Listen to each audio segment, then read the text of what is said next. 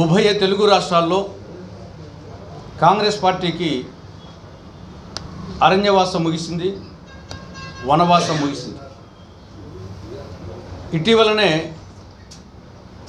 తెలంగాణలో 10 సంవత్సరాల అరణ్యవాసం ముగిసి అక్కడ కాంగ్రెస్ పార్టీ మళ్ళీ అధికారంలోకి రావడం జరిగింది.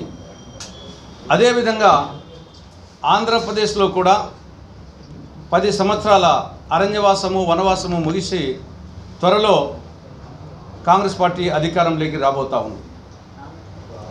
మొదటి నుండి కూడా ఉభయ తెలుగు రాష్ట్రాలు నెహ్రూ కుటుంబానికి కాంగ్రెస్ పార్టీకి కంచుకోట. 1977లో ఎమర్జెన్సీ తర్వాత పెట్టిన ఎన్నికల్లో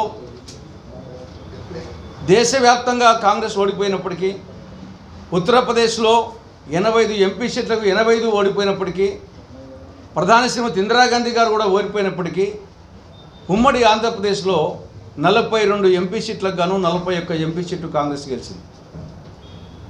అదేవిధంగా 1980లో కూడా మళ్ళా 42కు 41 కాంగ్రెస్ రావడం జరిగింది.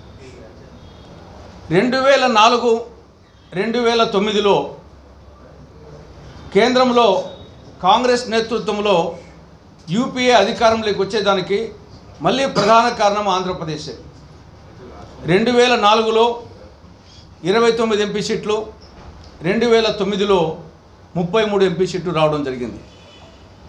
ఇదంతా ఎందుకు చెప్తున్నానంటే, కాంగ్రెస్ పార్టీకి మొదటి నుండి కూడా ఉభయ తెలుగు రాష్ట్రాలు కంచుకోటలోని ఎస్టాబ్లిష్ చేసేదానికి. ఈ చరిత్ర ఇప్పుడు మళ్ళీ ప్రారంభమైంది. గత వైభవం పునః ప్రారంభమైంది. చరిత్ర పునరావృతం అవుతూ ఉంది. తెలంగాణలో కర్ణాటకలో కాంగ్రెస్ గెలిచిన తర్వాత అటు ఆంధ్రప్రదేశ్లో ఊపు వచ్చింది, అటు తెలంగాణలో కాంగ్రెస్ పార్టీకి ఊపు వచ్చింది. తెలంగాణ ఎన్నికల ఫలితాల తర్వాత ఆంధ్రప్రదేశ్లో ఆ ఊపు మరింత పెరిగింది. రాజశేఖర రెడ్డి గారు ముద్దుల బిడ్డ శర్మిలారెడ్డి గారు కాంగ్రెస్ పార్టీలో ప్రవేశించడంతో మరింత ఊపు పెరిగింది. ఆవిడ పిసిసి అధ్యక్ష బాధ్యత చేపట్టడంతో మరింత ఊపు వచ్చింది. కాబట్టి ఓవరాల్గా పరిణామ క్రమంలో చూస్తే గత వైభవం పునః ప్రారంభమైంది.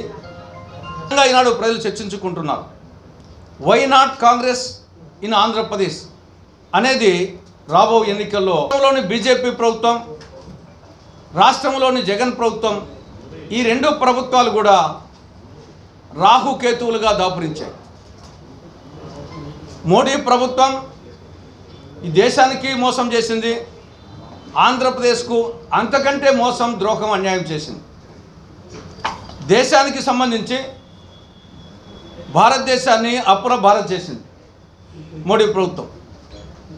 1947 నుంచి 2014 వరకు 67 సంవత్సరాల్లో పండిట్ నెహ్రూ మొదలుకొని మన్మోహన్ సింగ్ గారి వరకు 13 మంది ప్రధానమంత్రుల కాలంలో కేంద్ర ప్రభుత్వం చేసిన అప్పు 46 పోసినాను, అత్తగారిచ్చిన అంటుమామిడి తోట నీవు కోరంగా వ్రాసి ఇచ్చినానని భవానీ శంకర్ చింతామణితో చెప్పినట్లు మొత్తం గత ప్రభుత్వాలు సంపాదించిన ఆస్తులను, ప్రభుత్వ ఆస్తులను మోడీ ప్రభుత్వం తెగ అమ్ముతూ ఉంది.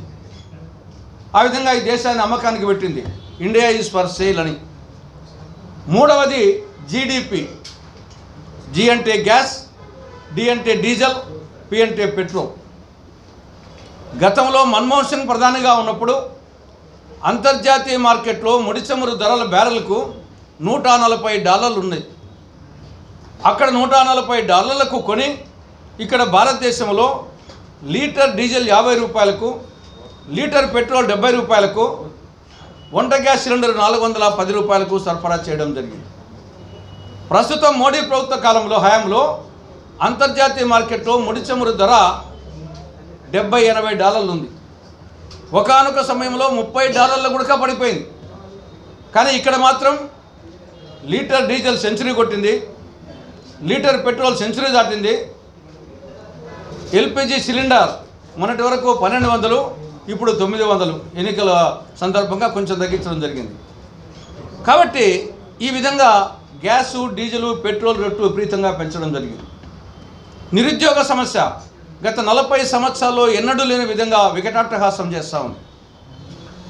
14 లక్షల కేంద్ర ప్రభుత్వ ఉద్యోగాలు ఖాళీగా ఉన్నాయని సాక్షాత్తు కేంద్ర ప్రభుత్వము రాజ్యసభకు లిఖితపూర్వక సమాధానం ఇచ్చింది. కాబట్టి ఒక విధంగా చెప్పాలంటే నరేంద్ర మోడీ పాలనలో దేశానికి అచ్చే దిన్ బదులు చచ్చే దినాలు దాపరించాయి. సబ్కా వికాస్ బదులు సబ్కా వినాశ్ జరిగింది. మణిపూర్ సంఘటన కానీ చివరికి భారత పార్లమెంటును 5 అంచెల భద్రతా వ్యవస్థ ఉన్నటువంటి భారత పార్లమెంటును కాపాడుకోలేని దద్దమ్మ ప్రభుత్వంగా బీజేపీ ప్రభుత్వం మోడీ ప్రభుత్వం తయారైంది.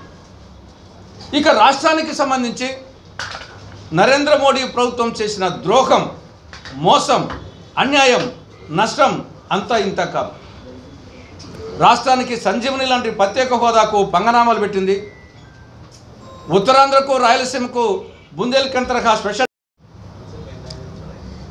ఇద్దరు కొనేవాళ్ళు ఇద్దరు అమ్మేవాళ్ళు, కుటుంబ నియంత్రణ స్లోగన్ మేమిద్దరము మాకిద్దరు ఉన్నట్లు ఇద్దరు గుజరాతీలు అమ్మేవాళ్ళు, ఇద్దరు గుజరాతీలు కొనేవాళ్ళు. నరేంద్ర మోడీ అమిత్ షా అమ్మేవాళ్ళు, ఆదానీ అంబానీ గుజరాతీలు కొనేవాళ్ళు. ఆ విధంగా తయారైపోయింది. నౌకాశ్రయాలు, విమానాశ్రయాలు, రైల్వే స్టేషన్లు, ప్రభుత్వ రంగ సంస్థలు, చివరికి ఆంధ్రుల హక్కుగా వచ్చినటువంటి విశాఖ ఉక్కును ఆంధ్రుల ఆత్మాభిమానానికి, ఆత్మగౌరవానికి, పోరాట స్ఫూర్తికి, త్యాగనిరతికి, ఆత్మగౌరవానికి ప్రతీకైనటువంటి విశాఖ ఉక్కును కూడా తనకు అనుకూలమైన కార్పొరేట్ శక్తులకు అయిన కాడికి తెగ అమ్మాలని చూస్తూ ఉంది మోడీ ప్రభుత్వం. చింతామణి నాటకంలో భవానీ శంకర్ పాట జ్ఞాపకానికి వస్తూ ఉంది. తాతల నాటి సమస్య లేని ఇల్లు ఉండదు, పరిష్కారం లేని సమస్య ఉండదు. బంధాలు గొప్పవి, బాధలు చిన్నవి. మీ సమస్యని మేము పరిష్కరిస్తాం. రండి మాట్లాడుకుందాం.